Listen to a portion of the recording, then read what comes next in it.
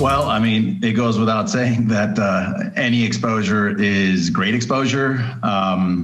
It has been rather interesting, being out of country during the other games. I think it was most notable during the London games, where from my hotel room, I was able to watch almost 24/7 channel live streaming of the actual Paralympic Games coverage.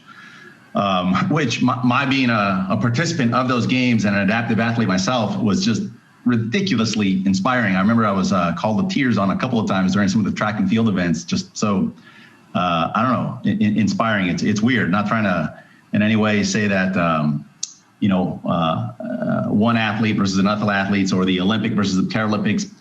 But it was just always rather a question as to why hasn't the U.S. sort of taken the step to bring that platform to the U.S. market. I don't have any claims to know why or what, nor am I interested in that.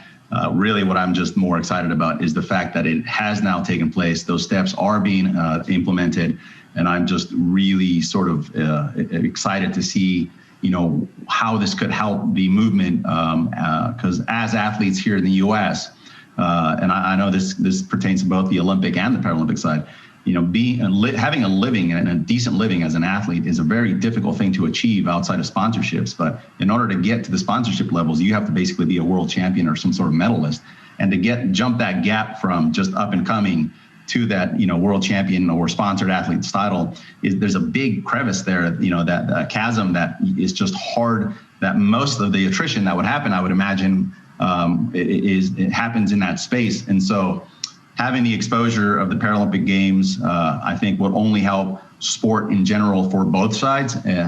So I'm just, I guess at the end of the day, just super excited as to what could happen, what can be going forward once we bring that exposure to the U.S. market.